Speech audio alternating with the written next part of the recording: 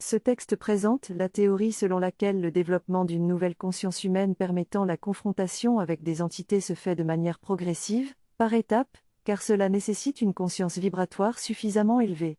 La spiritualité est considérée comme un obstacle à la confrontation avec une entité, car elle ne permet pas d'acquérir les vibrations nécessaires.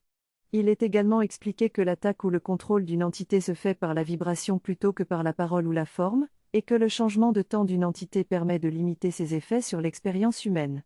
Enfin, il est souligné que la souffrance causée par une entité, qu'elle soit astrale ou mentale, est toujours de la souffrance, et que le statut de l'entité n'a pas d'importance pour l'homme confronté à elle.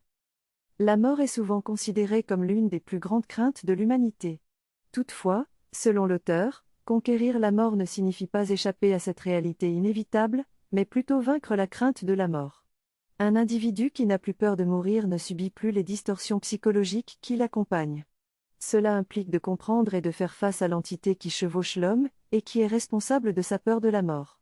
Cette entité manipule la conscience de l'homme pour lui faire croire que la mort est inévitable et qu'elle doit être crainte.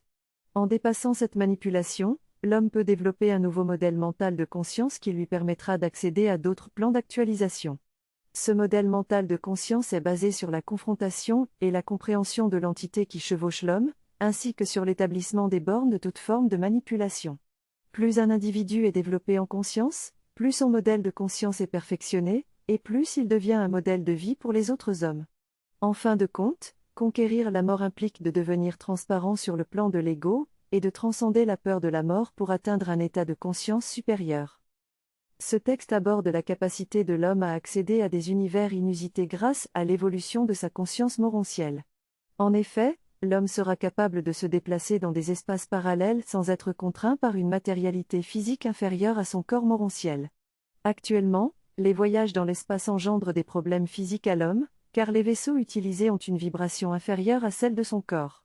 Cependant, lorsque l'homme aura rétabli sa relation avec les entités qui l'ont toujours chevauché pendant l'involution, il pourra conserver son énergie et élever le taux vibratoire de son corps morontiel.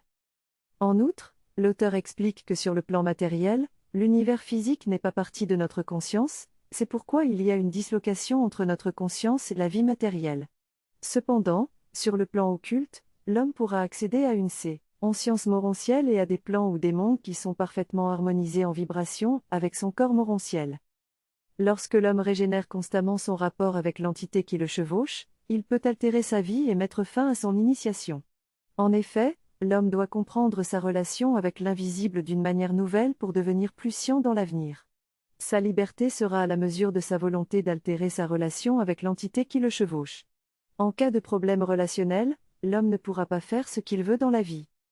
Ce texte parle des non-dits dans les relations humaines et comment ils font partie des secrets de l'âme qui doivent être vécus confrontationnellement dans l'expérience humaine. L'auteur explique que la femme vit souvent beaucoup de non-dits dans sa relation avec son mari par peur de perdre son support financier et de ne plus avoir de vie sexuelle.